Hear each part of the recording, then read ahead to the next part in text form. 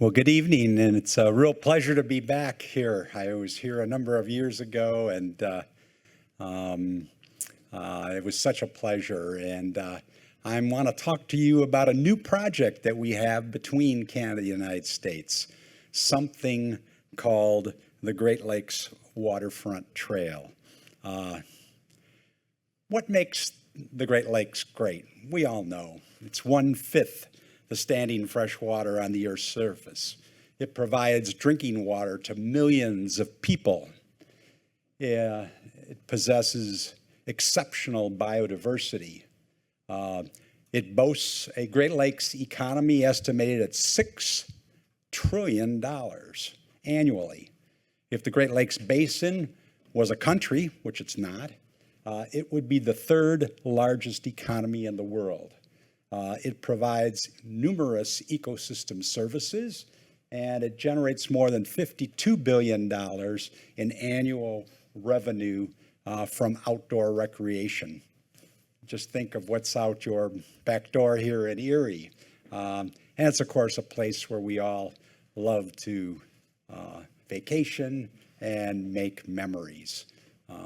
So what we are trying to do is reconnect people to the Great Lakes, inspire a sense of wonder, help them make more memories there, and all of this leading to further developing a stewardship ethic to care about the Great Lakes. So what I'm going to do tonight is tell three stories. They build on each other and ends up with what we are doing right now on the Great Lakes Waterfront Trail. The first one is Canada had this idea more than 30 years ago for a Great Lakes Waterfront Trail.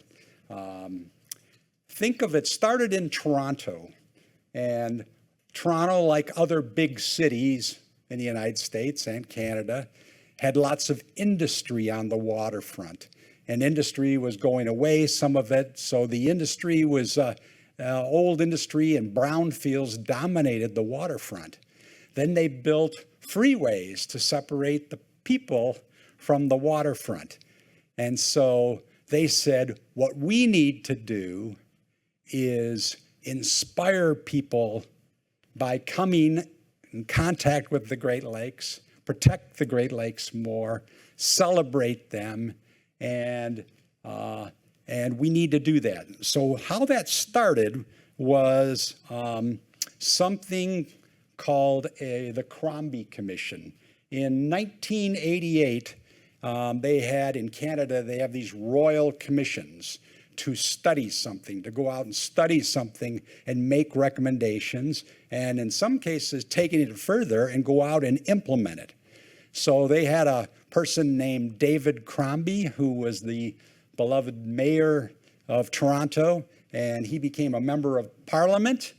And so they established that under his purview, the Crombie Commission, to protect, connect, celebrate, and regenerate the Great Lakes, starting with the greater Toronto area, from east of Toronto all the way across that kind of what they called the Golden Horseshoe down to Niagara Falls. And so from the Royal Commission, it turned into a Waterfront Regeneration Trust provincial agency for a few years, and then it became eventually its own, like what we would call as a nonprofit organization, a 501c3 organization since 1999.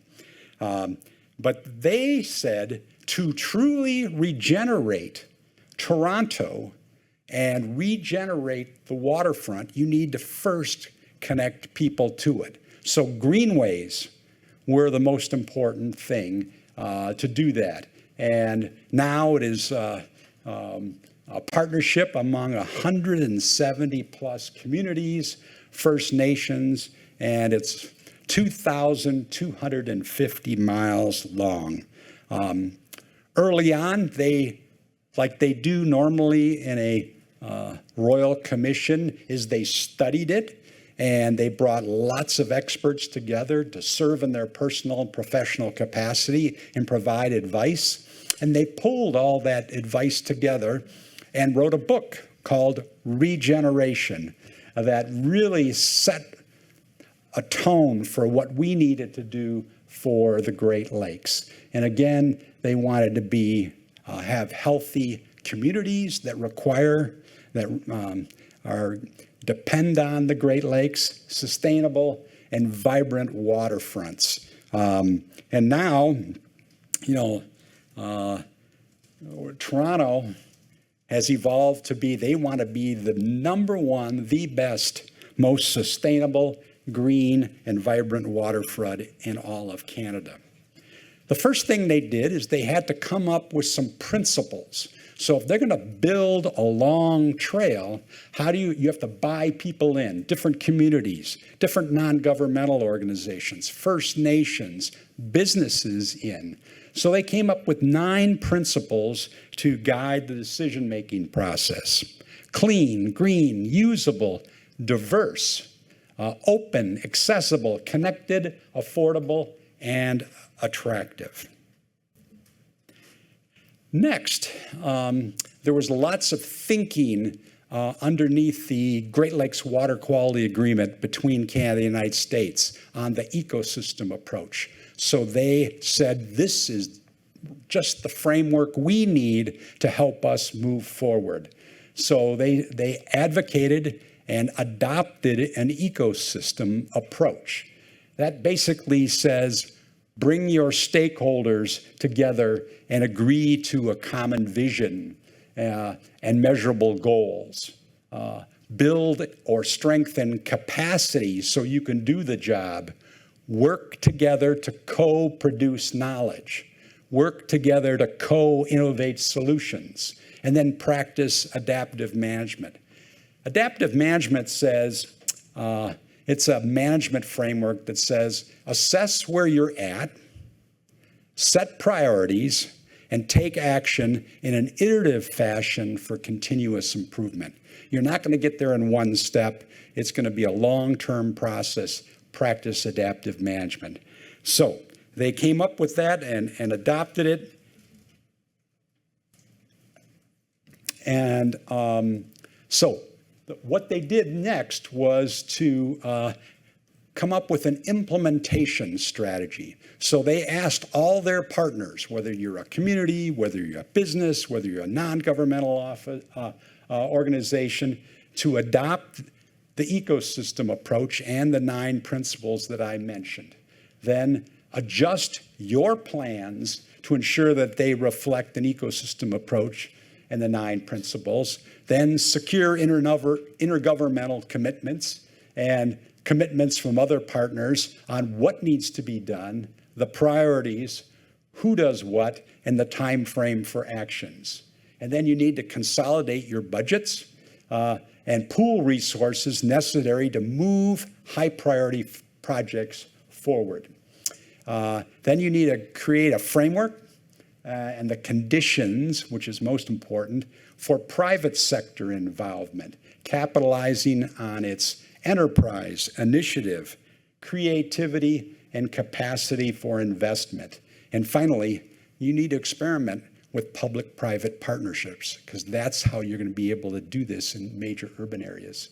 So the Waterfront Regeneration Trust is like a boundary organization. There's many boundaries out there. Think of boundaries for Erie, Pennsylvania. You've got federal government responsibilities, you have state government, you have city, you have county. So you've got disciplinary boundaries, like the difference between civil environmental engineers and architects and land use planners and biologists. And then you have institutional barriers too, because like within a state agency or a federal agency, not everything is housed under one roof. And you have silos, and you have to get them to communicate together.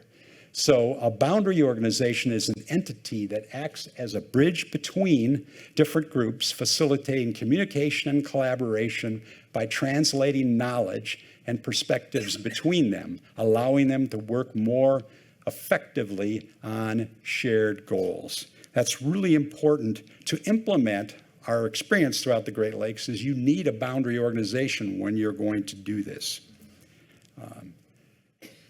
So again, their goal, protect, connect, celebrate, and regenerate, starting with Toronto, working out the whole length of the Canadian Great Lakes.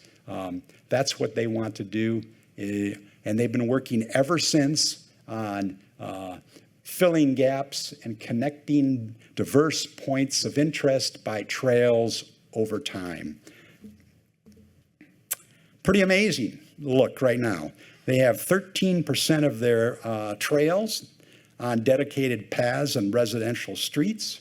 They have 76% on secondary roads and 11% on provincial roadways. But they are making huge, huge progress.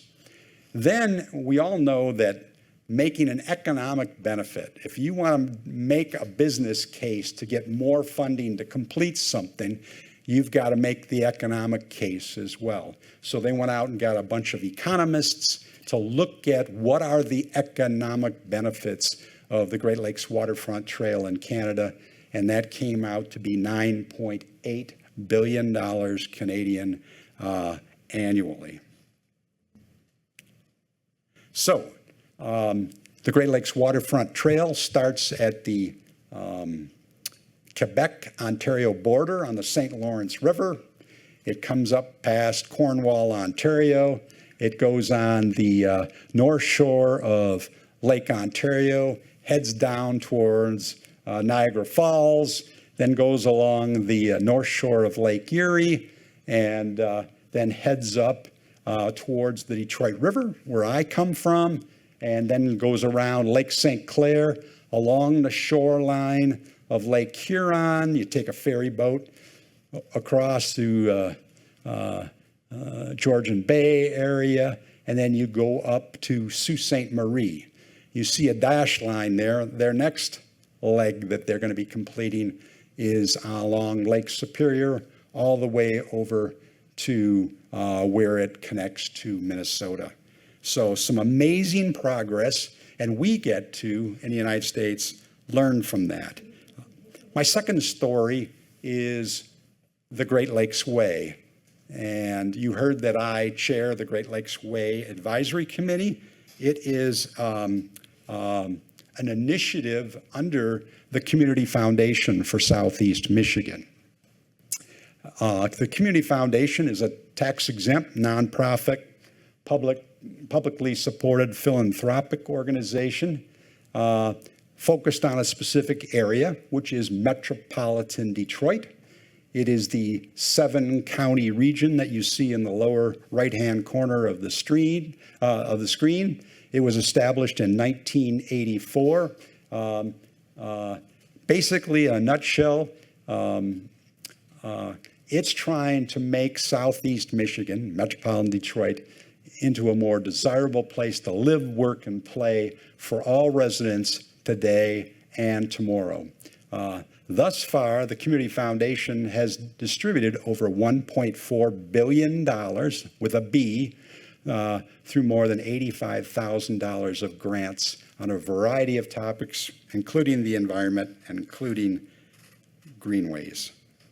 So, the Community Foundation, you have to go back to around 2000, and Detroit was the largest city in the United States to go through bankruptcy. The city had no money. The county had very little money.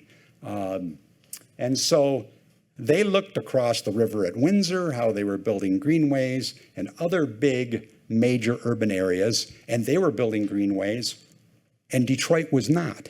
So they did a survey of the communities of metropolitan Detroit and said, what is stopping you from building greenways?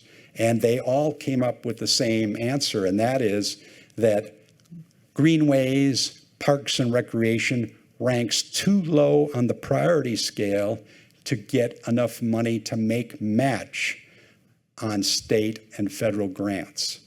So what they did, they said, well, what would happen if we could eliminate that obstacle?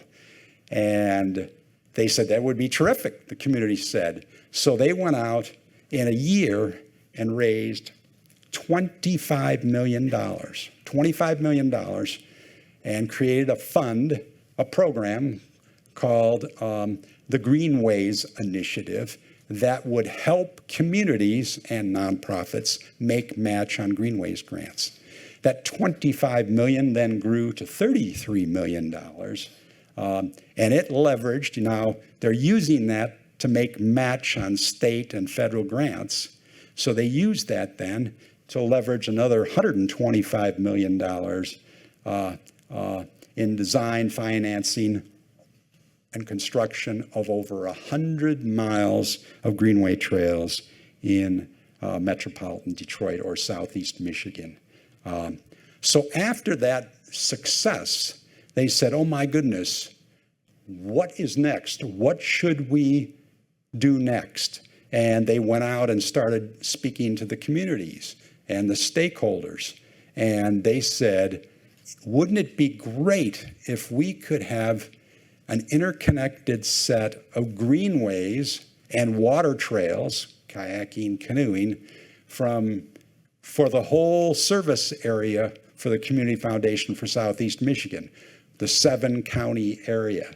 So they put together an advisory committee of all the right people, everything from the National Park Service to NGOs like Downriver Linked Greenways, to Detroit Riverfront Conservancy, the Friends of Detroit River, to cities like Detroit Parks and Recreation, a whole variety of them that came together to take this from an idea to and put it into practice. So the first thing they did was develop a vision, learning from the Great Lakes Waterfront Trail in Canada.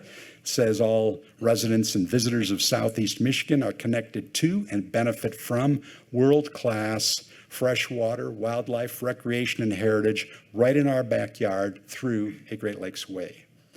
Well, the Great Lakes Way, again, would be an interconnected set of 156 miles of blueways and 160 miles of greenways from southern Lake Huron down through the Michigan-Ohio border on western Lake Erie. This is what it looks like on a map. At the very top of the left-hand side of the screen, the top, you see Lake Huron up there, and you see the head of the St. Clair River. That's Port Huron on the Michigan side and Sarnia, Ontario on the other side. So the Great Lakes Way goes down the St. Clair River, down to the St. Clair Flats, this amazing largest freshwater delta in North America, then around Lake St. Clair, down the Detroit River through downtown Detroit, and then it hits western Lake Erie, goes all the way down to the Ohio border.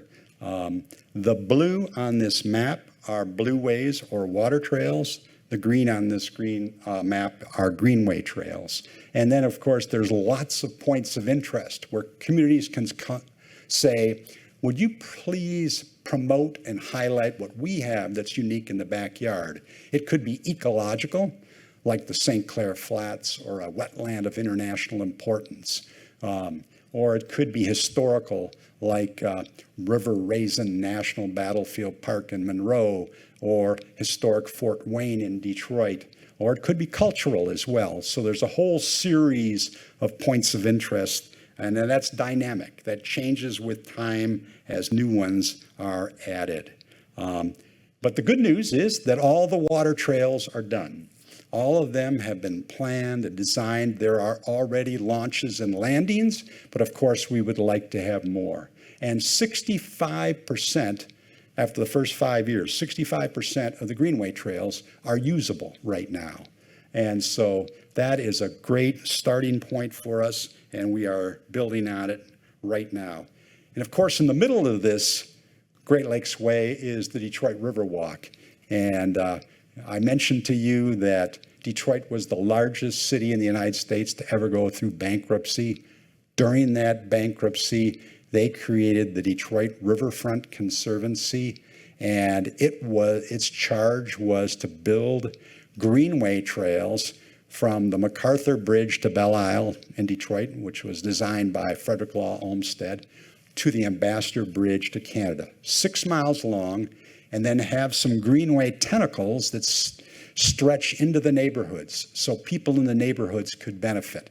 So we have 3 different unique greenway trails, like the DeQuinder Cut that goes up from the Detroit Riverwalk to Eastern Market, the largest open-air market in the United States, to the Cultural Center, to Wayne State University, and then the News Center area.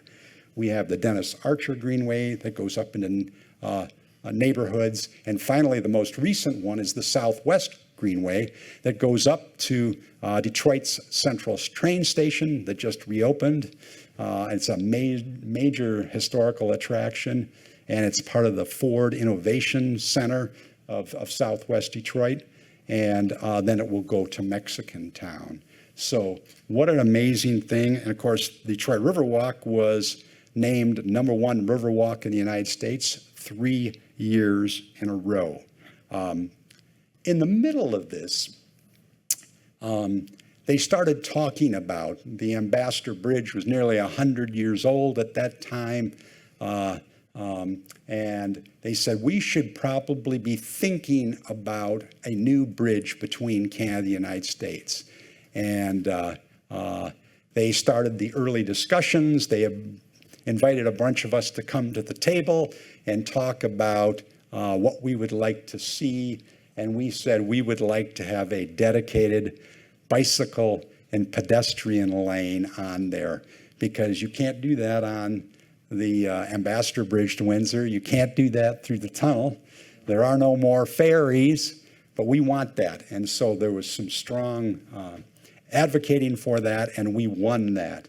That bridge will open later this year, and pretty amazing. But what an opportunity for us for cross-border trail tourism. So on the map on the right-hand side of your screen, you'll see southwestern Ontario over there. You see Windsor in that little green area. There's a trail system that circumnavigates Windsor area. Then there are trails that come down along the Detroit River and through the county to the wine district. They have like 14 wineries down there. They've got some amazing, one of the 3 best places to watch hawks migrate on the lower end of the Detroit River. And then it goes all the way out to Point Pelee National Park, which is one of the best birding sites in southwestern Ontario. On the U.S. side, we have similar things. We've been building, like I said, the Detroit Riverwalk.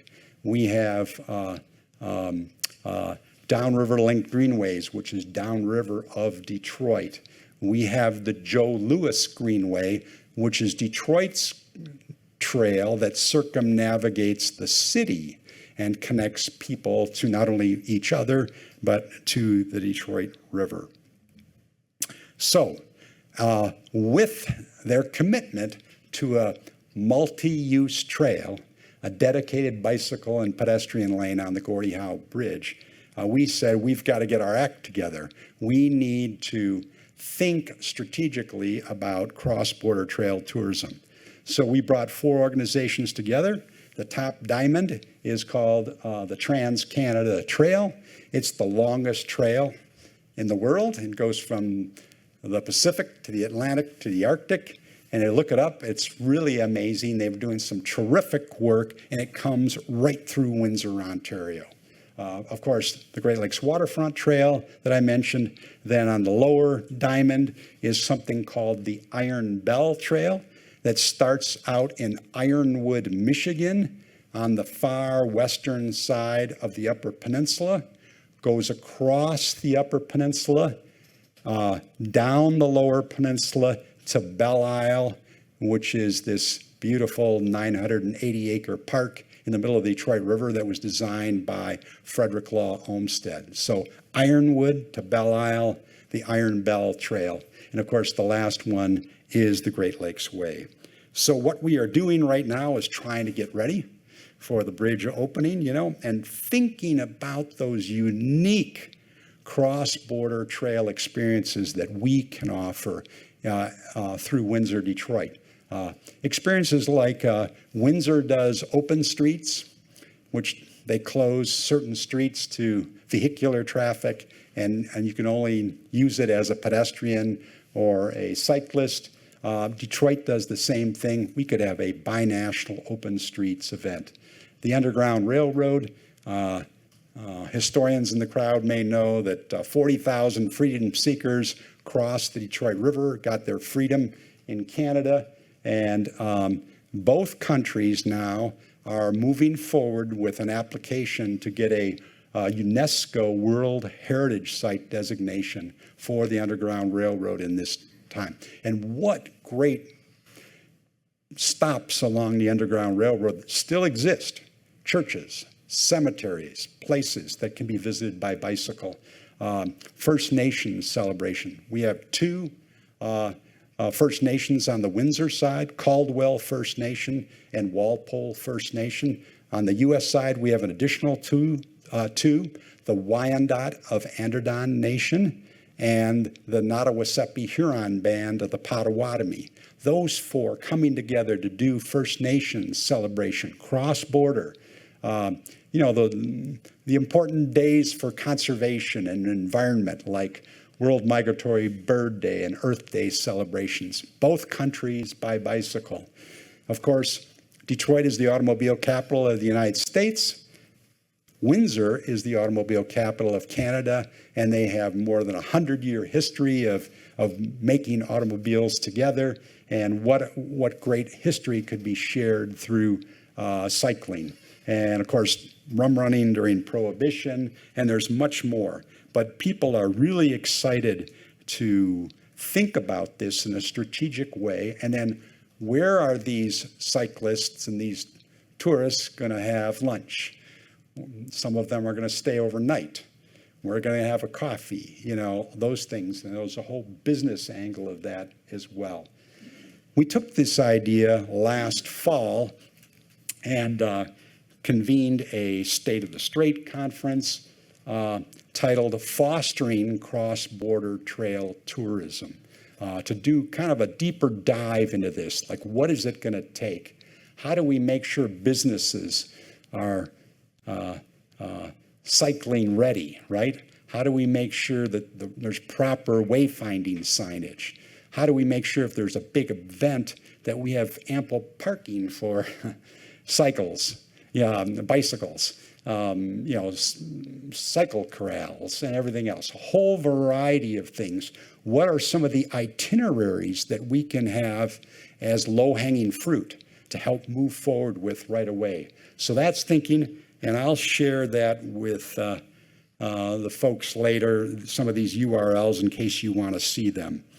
Then finally, in the Great Lakes Way, just as the Great Lakes Waterfront Trail in Canada, we did an economic benefits study, and it showed that the return on this interconnected set of greenways and water trails is about $3.75 to $5 billion annually.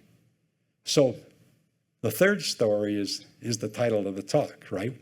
How do we build on this? How do we take this and make this really unique binational trail system between Canada and the United States? So think about it.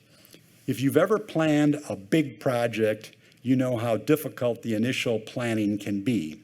People often describe the initial phase as fuzzy because it lacks a clear vision or a clear and compelling vision. A clear vision is not a vague wish or a dream, but a picture so clear and strong that it can help make the desired outcome real. For that reason, vision has often been described as hope with a blueprint. Contrast the vision for a minute. We will be a leader in space exploration with the other vision. We will put a man on the moon in 10 years. The latter is much clearer and much more compelling. A vision must be relevant, appealing, and engaging, and must be a picture that can be carried in the hearts and minds of all people.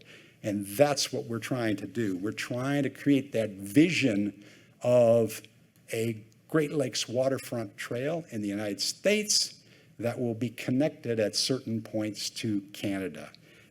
Our draft vision thus far is all residents and visitors of the 8 Great Lakes states are connected to and benefit from world-class freshwater, wildlife, and heritage right in their backyard through the Great Lakes Waterfront Trail.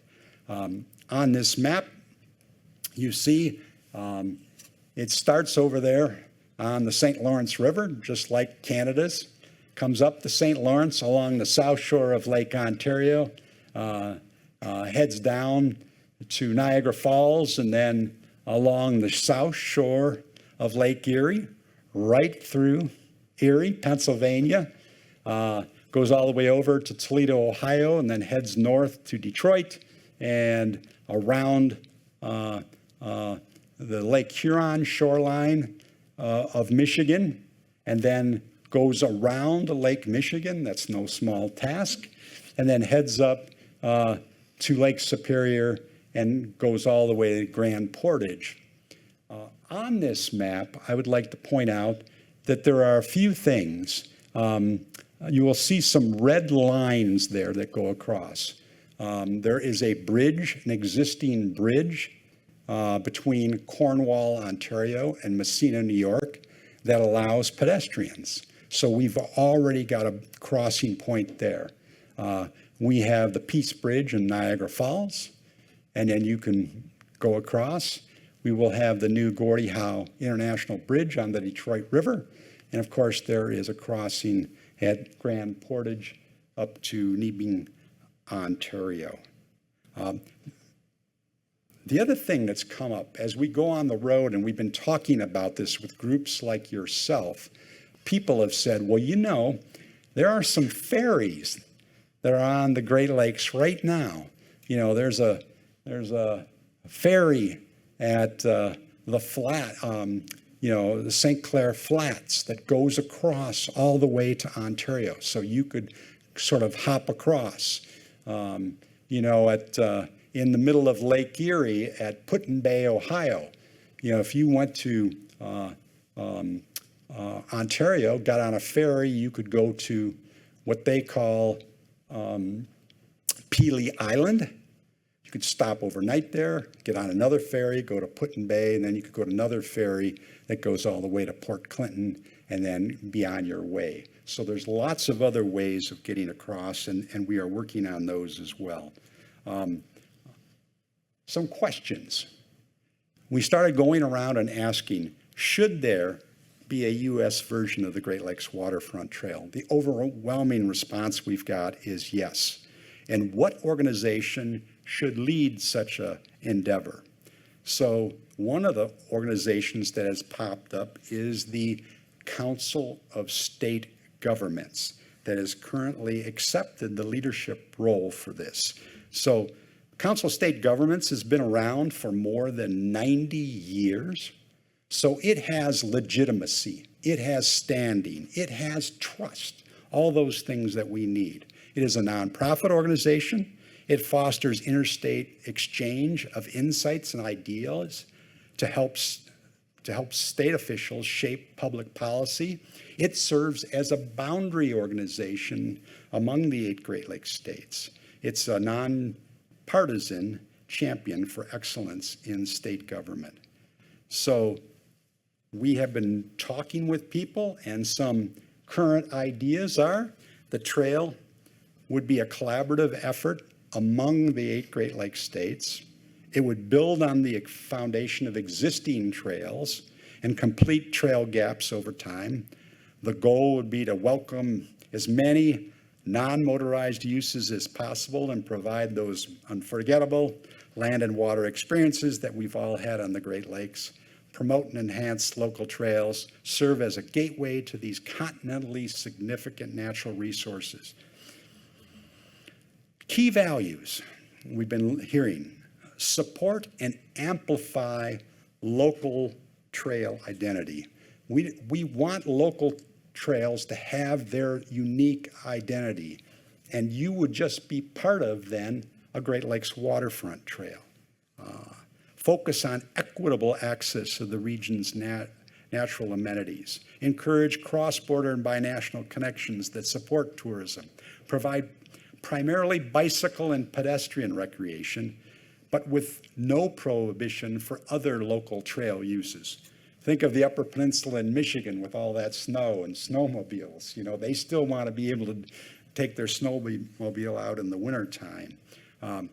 Promote Great Lakes outdoor recreation, ecotourism, and strong local economies. Connect people with nature to support healthy living. Celebrate local and regional history and Great Lakes heritage, much like you do here in Erie. Bridge local points of interest. Support conservation, sustainability, and environmental education. And aspire, it doesn't mean we're going to get there quickly, but aspire to be an entirely off-road trail system eventually. So we're doing three things. The Council of State Governments is hosting a series of roundtable discussions to get people to buy into it and to map out what this trail might look like. We're doing outreach events like what we have tonight at the Jefferson Educational Society, and we're seeking, as we go through this, letters of support or support statements for a potential U.S. Great Lakes Waterfront Trail. We were very fortunate early on to be able to reach out to and engage with National Park Service's Rivers, Trails, and Conservation Assistance Program. It's not very well known, but it brings the standards of the National Park Service. It has incredible human resources. So we have, they call it RTCA. It supports locally led conservation and outdoor recreation projects across the United States. It does not provide financial assistance or monetary grants. Rather, it provides professional services to help local partners achieve conservation and outdoor recreation project vision. Both RTCA landscape architects and geographical information system experts, these are mappers, you know, formerly like cartographers, GIS experts, are working with state partners to map the trail across the 8 states, 84 counties, and complete a gap analysis. RTCA is also helping the Council of State Governments with facilitation and partnership building through this mapping exercise. Here's a little snapshot of where we're at as of last Friday. RTCA and these GIS experts are identifying the best trail routes, working with local people, including which segments are complete, usable, planned, and represent a gap. We started out, the first state we did was Indiana, nice, very short distance, and then we went to Illinois, then we went up to Minnesota, then we went to Wisconsin, and we're working to complete all 8 Great Lakes states. Here's the map for Indiana, showing it. The big news on this one, which is we didn't know quite what to expect, but this trail, the Indiana portion of the Great Lakes Waterfront Trail, is 76% complete, which is excellent news. And they have some amazing dune and swale habitats and outdoor places that they're connecting for people in Indiana. This is Illinois, and Illinois is substantially complete. They have been working on this for quite a while. Here is Minnesota. You see the green dark line being complete. The green dashed are planned, and then on-road ones are the orange there. But you see also a little dashed line over to